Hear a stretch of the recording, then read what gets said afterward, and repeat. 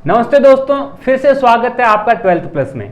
तो दोस्तों, आपको पता है कि हम 12th प्लस के अंदर आपको बीएससी और बीएससी बीएड जो कर रहे हैं उन स्टूडेंट के लिए हमने पहले भी आपसे वादा किया था कि जो बीएससी स्टूडेंट जो कर रहे हैं उनके लिए हम प्रॉपर गाइडेंस लेके आएंगे कि आप बीएससी के साथ साथ में कौन कौन से और कोर्सेज है या फिर कौन कौन से फील्ड है जिसमें जा सकते हो, प्लस बीएससी में ऐसी कौन कौन सी बातें हैं जिनका हमें ध्यान रखना चाहिए जिसकी वजह से हमारी बीएससी बहुत ही अच्छी हो जाए।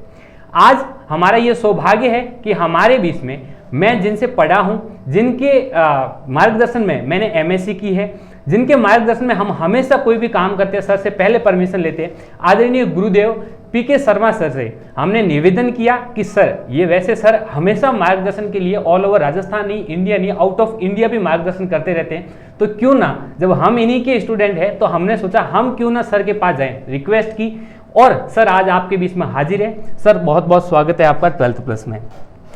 अब ये हम मानते हैं कि यदि आप ये लेक्चर या ये वीडियो पूरी तरीके से देख लोगे या पूरा वीडियो देखते हो तो आपको बिल्कुल आपके दिमाग के अंदर एक क्लियर इमेज आ जाएगी कि आपने यदि बीएससी की है या बीएससी बीएड कर रहे हो तो बीएससी करने के बाद में कौन कौन से फील्ड है जिसमें बहुत अच्छा कर सकते हो। आप सिर्फ एक गवर्नमेंट जॉब की तरफ यानी बीएड न करके भी और भी बहुत सारे ऑप्शन होते हैं जिनके बारे में आपकी क्लियर इमेज रह जाएगी। तो सबसे पहला क्वेश्चन हमारा सर से आपसे कि जो स्टूडेंट इस बार फर्स्ट ईयर में है तो एनईपी लागू होने के बाद में उनका क्या है कि फर्स्ट सेमेस्टर आ गया है, तो उनके फर्स्ट सेमेस्टर आ जाने की वजह से उनको कौन कौन से फायदे हुए हैं? देखिए, जो एनईपी है उसका मेन उद्देश्य है कि बच्चे अपनी पढ़ाई के साथ साथ अपने कला कौशल में भी जो है हाजिर रहें इस बात के लिए और ये कर सकें कि हम पढ़ाई के साथ साथ किसी और फील्ड में भी जाना चाहें तो वहाँ जा सकते हैं।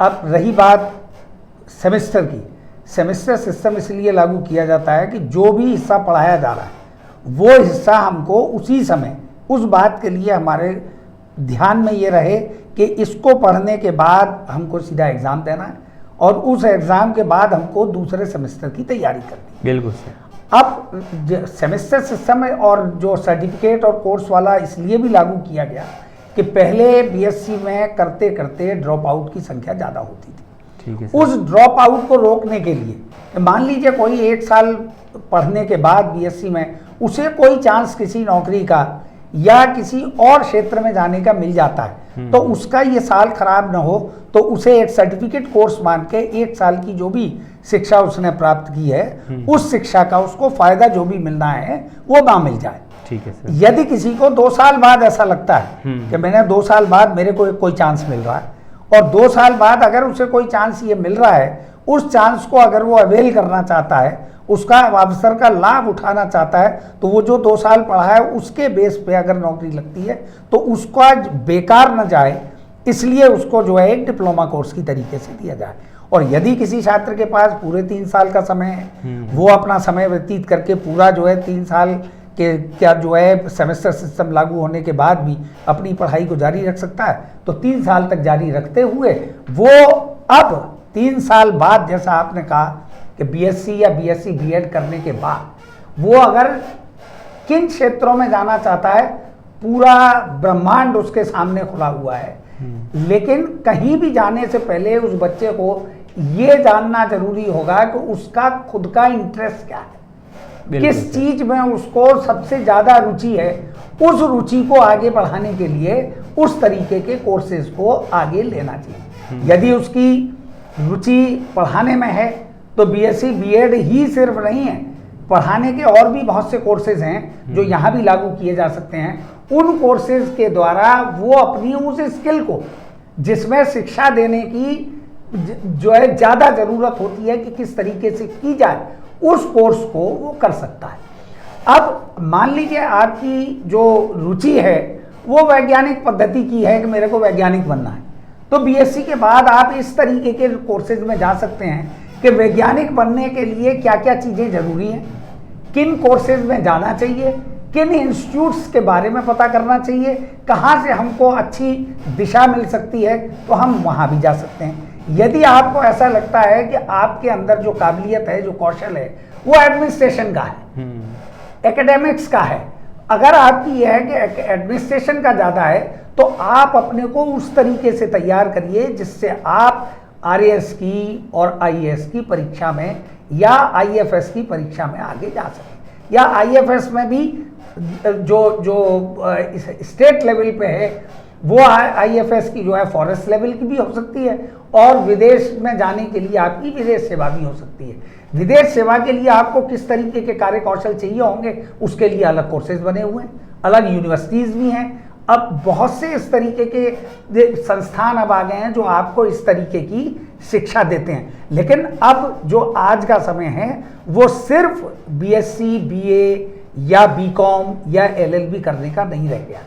आपको इनके साथ साथ अपने कला कौशल में वृद्धि करनी होगी, वो कला कौशल चलेगा तब आप अपने को आगे बढ़ा पाएंगे। अब मान लीजिए BSc करने के बाद आपको ये लगता है कि मेरे को बैंक की सेवा में जाना है या मेरे को इंश्योरेंस की सेवा में जाना है, तो अब BSc के बाद इंश्योरेंस का ज्ञान लेने के लिए दो तरीके हैं कि या तो आप पूरी तरीके से इंश्योरेंस की पढ़ाई करें फिर उस क्षेत्र में जाएं, और आप MBA करना शुरू कर दें।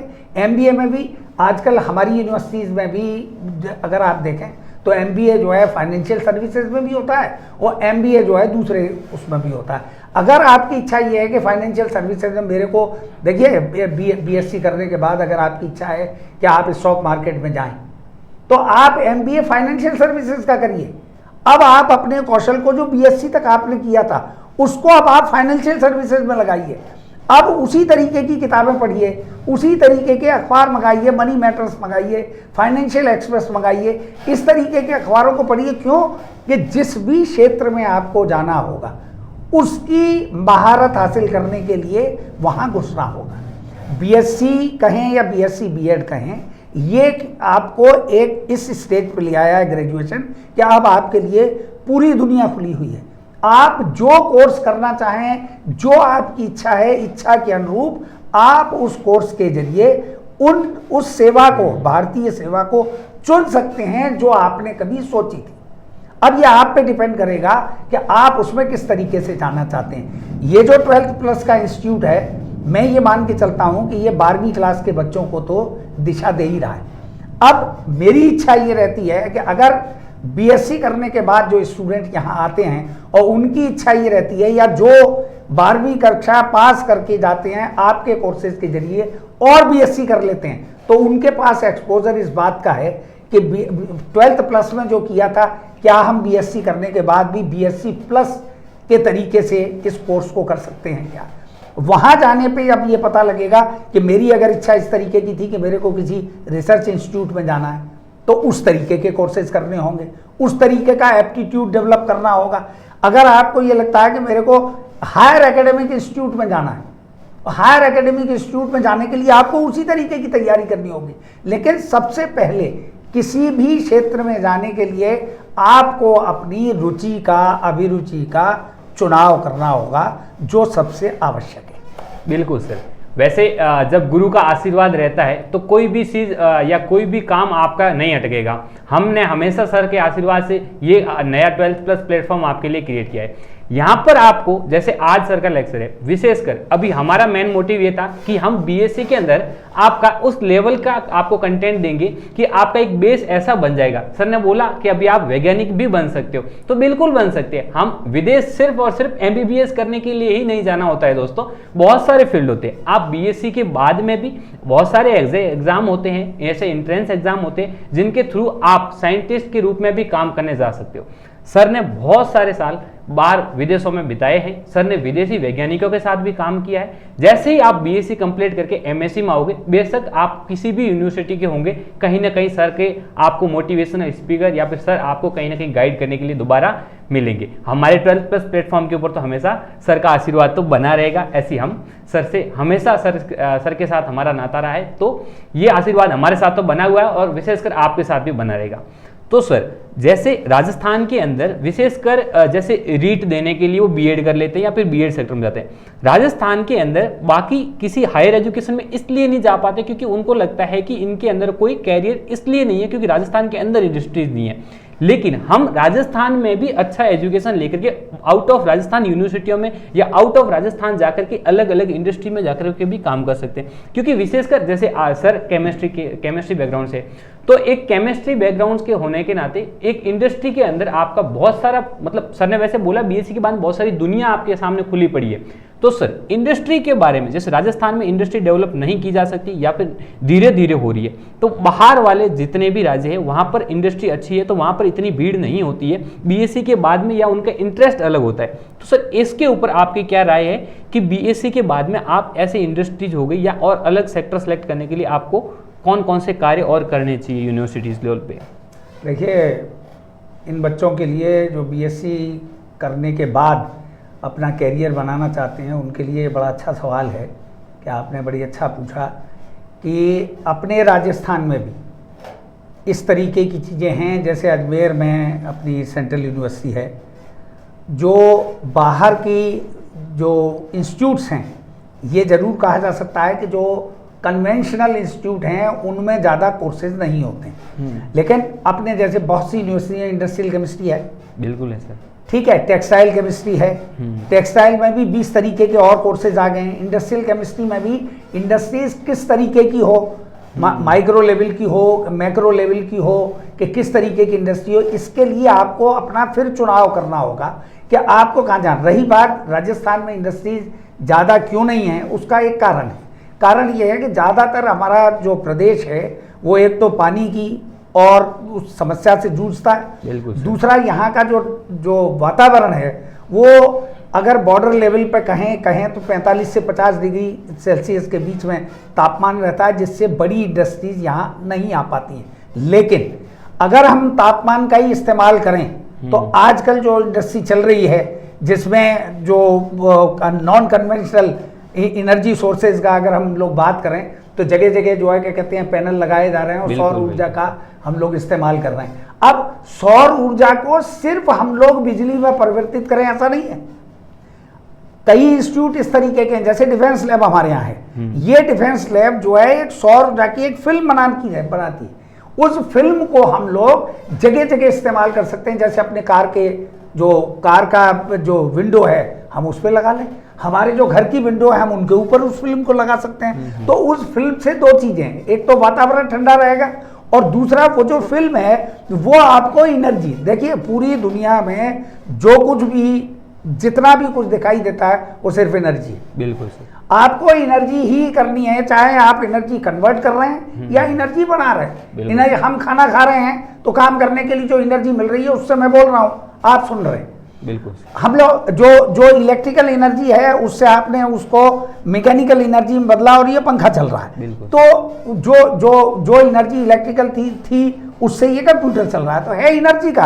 अब एनर्जी सेक्टर में राजस्थान एक बहुत बड़ा सेंटर है। क्यों कि ये इस प्रदेश में जो धूप है, जो लाइट है, जो सन है, वो सबसे ज़्यादा यहाँ पे रहता है। तो जो एक इंडस्ट्री जो बहुत डेवलप हो सकती है यहाँ पे वो ये है कि यहाँ पे जो है सौर ऊर्जा का इस्तेमाल बहुत अच्छी तरीके से किया जा सकता है। दूसरा, हवा यहाँ बहुत तेज चलती है, बिल्कुल सर, तो हम लोग विंड मिल इस्तेमाल कर सकते हैं, उसके जरिए एनर्जी का जो है पैदावार की जा सकती है। पानी है नहीं, इस वजह से हम लोग पानी की पैदावार तो नहीं कर सकते, लेकिन जो खारा पानी हमारे पास मौजूद है उसको हम लोग कन्वर्ट कर सकते हैं। अगर आप चाहें तो अपने बच्चों को यहाँ जो प्लांट है, इसका कोल्ड ड्रिंक का एक प्लांट है यहाँ, पेप्सी का है या पेप्सी का जो प्लांट है, आप वहाँ जाके देखें, वो जमीन से खारा पानी निकाल रहे हैं और उसी खारे पानी को किसी से नहीं खरीदते हैं, किसी से नहीं लेते हैं, उस खारे पानी को मीठा करने के लिए उन्होंने अपना प्लांट लगा रखा है। बिल्कुल, तो अपने पास काम करने के लिए तो बहुत क्षेत्र हैं। बिल्कुल, कि जो खारा पानी है उसको हम मीठा करने के लिए शॉर्ट लेवल पे लगा सकते हैं। डिफेंस लैब में एक प्रोजेक्ट चल रहा है जिससे मैं जुड़ा हुआ हूँ, कि वो खारे पानी, वो उन्होंने एक इंस्ट्रूमेंट इस तरीके का तैयार किया है जो पेंगोंग लेक पे भी इस्तेमाल किया गया और बाड़मेर के जो है धोरों में भी इस्तेमाल किया जा रहा है, जो पानी की करेगा। अब रही इंडस्ट्री की, तो इंडस्ट्री का एक सीधा साधा एग्जाम्पल है कि सरकार भी अगर संरक्षण करे तो ये चीज़ें बढ़ सकती हैं। जो पेट्रोलियम प्लांट आया तो उससे रोजगार तो बढ़ा ही, इंडस्ट्री लगी, उससे काफ़ी यूनिवर्सिटीज़ में पेट्रोलियम केमिस्ट्री का विभाग खुलने लग गया। अब आपके पास एक जरिया आ गया कि बीएससी करने के बाद आप चाहें तो पेट्रोलियम के डिपार्टमेंट में जाके वहां भी रिसर्च कर सकते हैं। वहां जाके आप इस तरीके की चीजें इस्तेमाल कर सकते हैं कि पेट्रोलियम के रिसर्च इंस्टीट्यूट में जाके करें आगे, या यहां पे करने के बाद भी कर सकते हैं। तो इंडस्ट्रीज जो भी अवेलेबल हैं अपने हिसाब से, उनमें ही आपको ये ढूंढना होगा कि मैं अपनी महत्ता कैसे इस्तेमाल कर सकता हूं, अपने आप को मैं कैसे इतना जरूरी बनाऊं, कैसे इतना इंडिस्पेंसेबल बनाऊं कि वो इंडस्ट्री वाले मेरे को लें। बिल्कुल सर। अब रही बात बाहर जाने की, देखिए जब कभी भी आप कहीं से भी बाहर निकलेंगे आपका एक्सपोजर होगा ही होगा। बिल्कुल। घर में बंद है, घर से बाहर निकलेंगे तो बाहर के वातावरण का एक्सपोजर मिलेगा। अपने शहर से दूसरे शहर में पढ़ने जाएंगे, गांव से जोधपुर आया मैं पढ़ने तो अलग तरीके का एटमॉस्फेयर मिला, अलग तरीके का एक्सपोजर था। यहाँ से विभिन्न विश्वविद्यालयों में गया, वहाँ अलग तरीके, वहाँ कैसा काम हो रहा है, किस तरीके की रिसर्च हो रही है, किस तरीके के कोर्सेज चल रहे हैं। विदेश गया तो विदेश में एक अलग तरीके का एटमॉस्फेयर मिला, वहाँ पे अलग तरीके का एक्सपोजर था कि वहाँ काम किस समय करना होगा कोई नहीं है, जब आपकी इच्छा हो काम करिए, जब आपके, तो वातावरण आपको तैयार करना है। बिल्कुल। कोई करके देगा नहीं, दुनिया में सब अकेले आए हैं। और आपने जब अपने लिए, आपको भूख लगती है, हाथ पैर 4 जगह मारते हैं, आपको लगा कि मेरे को ये पढ़ना है तो आप 4 जगह देखते हैं, यहाँ मिले, इस लाइब्रेरी में मिले, इस किताब में मिले, इस सेंटर पे मिले, करते हैं। इसी तरीके से आपको आगे बढ़ने के लिए करना है कि विभिन्न प्रकार की इंडस्ट्रीज जो हैं उनमें अपनी रिलेवेंस करनी है, उनमें अपने आप को जो है ये साबित करना है कि हाँ ये इंडस्ट्री मेरे लिए है, शायद ये मेरे लिए ही बनी थी, मैं इस तरीके का कोर्स करूँ। देखिए बीएससी बीएड करके या बीएससी करके बीएड करने के बाद रीट का एग्ज़ाम कर लेना, गांव के पास के स्कूल में अपनी नौकरी लगा लेना और घर से स्कूल, स्कूल से घर आना, ये तो 2 वक्त की रोटी दे देगा। लेकिन आप सिर्फ 2 वक्त की रोटी खाने के लिए नहीं बने, 2 वक्त की रोटी और लोगों को देने के लिए बने। तो आप अपने आप को इस तरीके का करिए कि आप तो कर ही सकें, आप 4 लोगों को और रोजगार दे सकें। कुछ ऐसी चीज सोचें, बीएससी के बाद आप इतना, इस graduation is the minimum qualification for anything. कोई क्षेत्र देख लीजिए, आप कहीं भी जा सकते हैं। देखिए बीएससी के बाद अगर जाना है तो लॉ यूनिवर्सिटियां मौजूद है, और लॉ फर्म्स आजकल जो है ज़्यादा जो है फेमस होती जा रही हैं। लॉ फर्म्स मीन्स कि एक बड़ा जो है क्या कहते हैं, जो वकील है वो अपनी एक कंपनी बना लेता है, उसमें लॉ फर्म्स जो है क्या कहते हैं, ये इस तरीके से जो है केसेस जाके नहीं लड़ते हैं, ये लोग जो है कंपनीज के लिए जो है क्या कहते हैं लीगल एडवाइस देते हैं।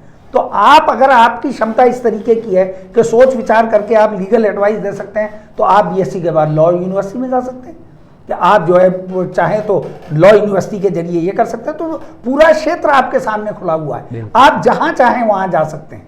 ये आपके ऊपर निर्भर करता है कि आप कैसे करेंगे और क्या करेंगे, करना आपको है। बिल्कुल सर। वैसे जैसे कि अभी एनईपी लागू होने के बाद में जो सेमेस्टर सिस्टम लागू हुआ है, उससे सर बहुत सारे स्टूडेंट कनेक्टिविटी उनकी रेगुलर सब्जेक्ट के साथ बनी रहेगी, तो एक इंटरेस्ट डेवलप हो जाएगा। तो अब उनको चीज़ें समझ में आने लगेगी, हम बहुत सारी और चीज़ें, जैसे आपने बोला दुनिया पूरी आपके सामने खुली पड़ी है, तो वो दुनिया उनको दिखनी स्टार्ट हो जाएगी।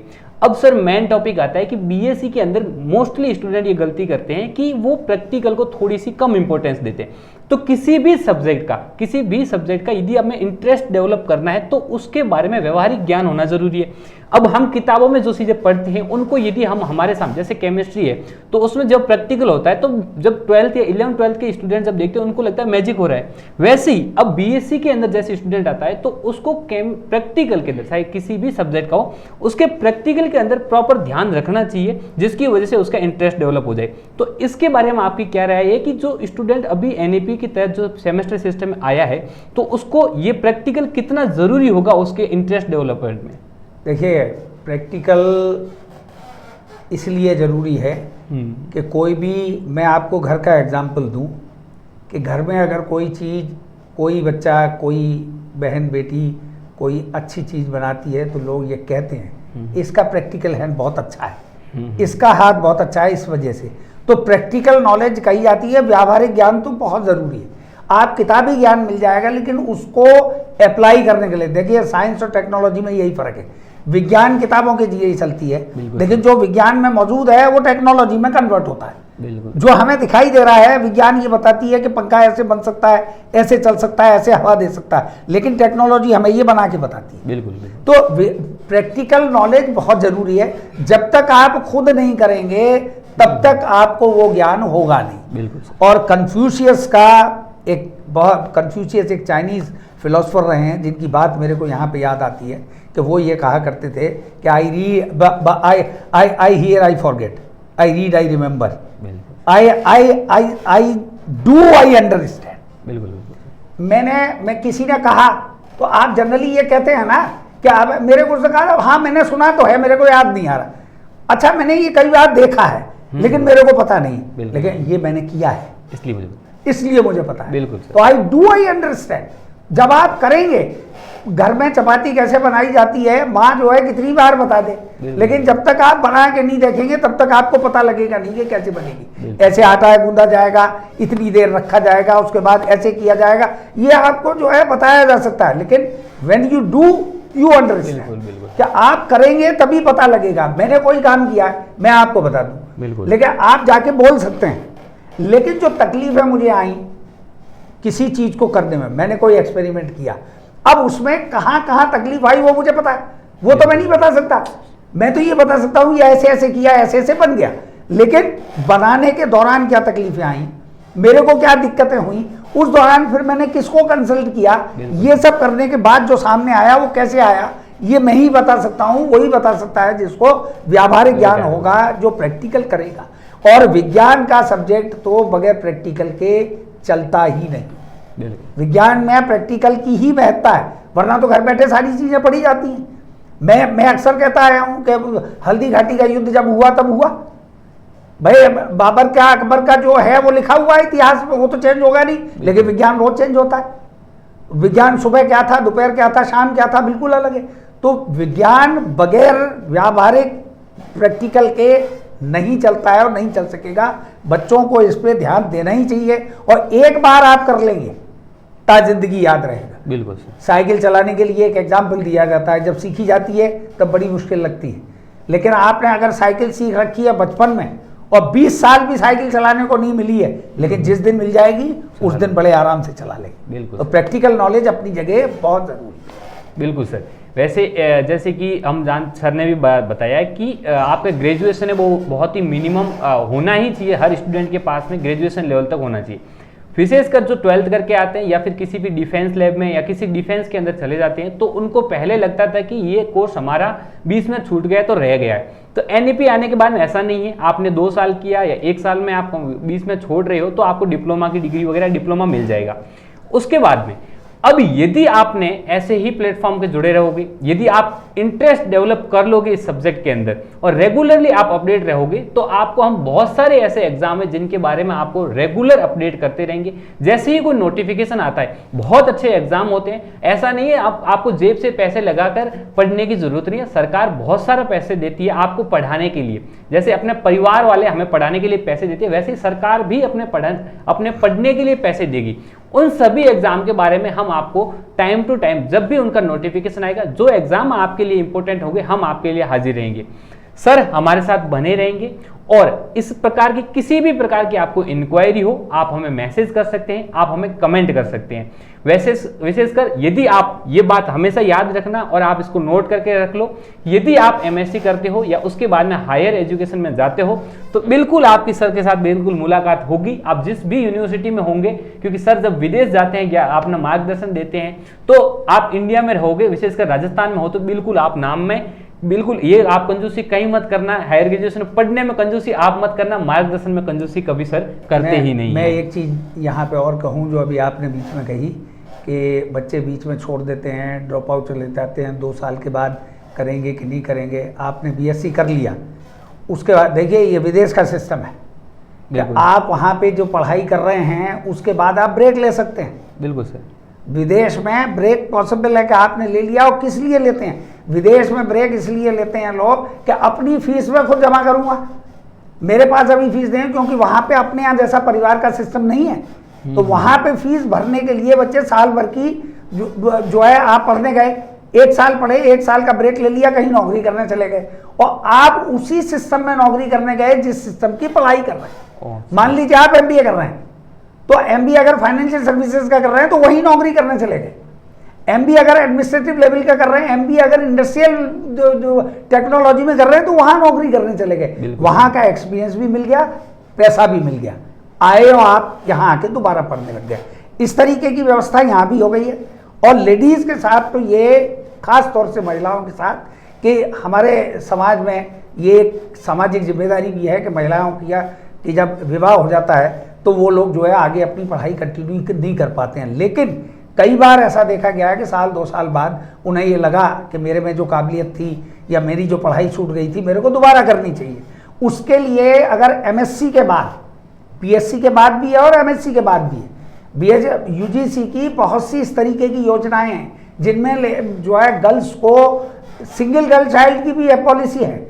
सिंगल गर्ल चाइल्ड अगर है तो जब तक पढ़ेगी तब तक उसको जो है फेलोशिप मिलती रहेगी। अकेली अगर बेटी घर में है, कोई बेटा कोई बेटी और नहीं है, तो उसकी पढ़ाई की तो आप ये मान के चलिए कि पीएचडी और उससे आगे तक की जिम्मेदारी सरकार की रह जाती है, सरकार करके देती है। अगर आपकी विवाह हो गया बीच में, उसके बाद आपको ऐसा लगा कि एमएससी के बाद मेरी शादी हो गई, अब मेरे को फिर से दोबारा से पढ़ाई करनी है या पीएचडी करनी है, तो उसके लिए भी यूजीसी की योजनाएं हैं, आप आगे कर सकते हैं। हफ्ते में 4 दिन लैब अटेंड करनी है, उसके बाद आपको तैयारी करनी है और फिर पीएचडी होगी।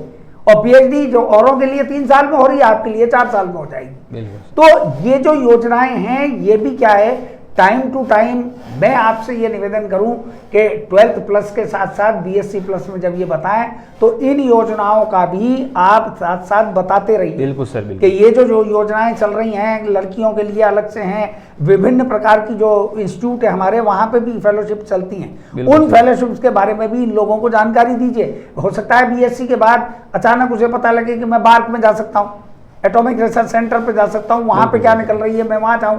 गोवा में एक जो है ओशन रिसर्च इंस्टीट्यूट है, उसमें भी जो है क्या कहते हैं बीएससी के बाद लिए जाते हैं कि अगर आपकी ऐसी इच्छा है कि मैं जो है समुद्र विज्ञान में जाके कुछ करना चाहूँ तो गोवा में इस तरीके का इंस्टीट्यूट है। वो बीएससी के बाद जो है अपने एग्जाम करते हैं और उन एग्जाम के जरिए वो अपने यहाँ लोगों को लेते हैं। तो आप बिल्कुल ये महसूस ना करें, बीएससी के बाद 12th प्लस के बाद अगर 3-4 विभाग खुले हुए हैं, चाहे वो मेडिकल का है या इंजीनियरिंग का है या कोई और अगर आप महसूस करते हैं, तो बीएससी के बाद 40 खुले हुए हैं। बिल्कुल आप ये मान के चलिए बिल्कुल सर कि 12th प्लस में अगर 3 है तो बीएससी के बाद 30 हैं। बिल्कुल सर, पूरी दुनिया खुली हुई है, जहां चाहे वहां जा सकते हैं, लेकिन उसके लिए आपको अपने आप को तैयार करना होगा। बिल्कुल, तैयारी आप कराइए। बिल्कुल सर, आप लोग कराएंगे, तैयारी बच्चा कर लेगा, लेकिन तैयारी करने के लिए कोई जगह चाहिए, उसको कोई मार्गदर्शन चाहिए, तो वो मार्गदर्शन आप दीजिए। सर हमारा मेन मोटिव यही है कि हम उनको उनके अंदर एक इंटरेस्ट डेवलप करें ताकि वो उस सब्जेक्ट के पीछे भागे, वो उसमें एमएससी करने के लिए इंटरेस्टेड हो, वो सब्जेक्ट को समझने के लिए आगे बढ़े। ऐसा नहीं सिर्फ उनका एक मोटिव ये नहीं रह जाना चाहिए, जैसे आपने भी वो बात मेंशन की, हम ये नहीं चाहते कि स्टूडेंट का मोटिव सिर्फ इतना रहे कि मैं पास की स्कूल में लग जाऊँ टीचर और बाद में रेगुलर आना जाना। ये एक अच्छी बात है, उनकी जीवनशैली, उनका इंटरेस्ट है, लेकिन जब ये पता लगेगा किसको, जब स्टूडेंट को इस चीज के बारे में पता लगेगा कि हम और भी अच्छा कर सकते हैं, हमारे पास में, जैसे आपने बोली दुनिया जो है, ये दुनिया है बिल्कुल एकदम, पर इनके ऊपर उजाला करने की हम कोशिश करेंगे जिसकी वजह से वो देख पाए, जिसके अंदर ये आगे बढ़ पाए। इसी के साथ आप 12th प्लस के साथ बने रहिएगा। हम हमेशा रेगुलर जितने भी अपडेट होंगे, जैसे सर ने बोला कि जो योजनाएं होती है सरकार की, वैसे आपने 12th प्लस को सब्सक्राइब कर रखा था तो आपको पता होगा हमने ऐसी योजनाओं के बारे में आपको शॉर्ट वीडियो के द्वारा और वीडियो बनाकर हमने आपको अपडेट दिया भी था 2-3 योजनाओं के बारे में। वैसे ही अब जितनी भी और योजनाएं होगी और सारे एग्जाम होंगे, हम हमेशा आपके साथ बने रहेंगे। और कोई सर से आप क्वेश्चन पूछना चाहते हैं तो कमेंट सेक्शन में जरूर बताइएगा। इसी के साथ हम विदाई लेंगे यहाँ पर। बहुत बहुत धन्यवाद सर आपका 12th प्लस से जुड़ने के लिए। आपने मेरे को बुलाया, मुझे ये मौका दिया, आपका 12th प्लस का ये सब मैंने देखा, मैसेज मेरे पास आते थे, मेरे स्टूडेंट इससे जुड़े हुए हैं, मेरे को मैसेज आते थे, तो देखिए देखना और प्रैक्टिकल की जो नॉलेज है वो आज पता लगा कि जब तक मैं पढ़ता रहा तब तक सोचता रहा ऐसा होगा, यहाँ आया तब पता लगा कि कितनी अच्छी जगह है, कितना अच्छा स्टाफ है, कितनी मेहनत कर रहे हैं। ये देख के मुझे बड़ी खुशी हुई। मैं अभी ईश्वर से प्रार्थना करता हूँ कि आप लोग खूब तरक्की करें, खूब आगे बढ़ें और अपना परिवार का, शहर का, सबका नाम रोशन करें। इसी के साथ बहुत बहुत धन्यवाद। बिल्कुल सर, थैंक यू सर।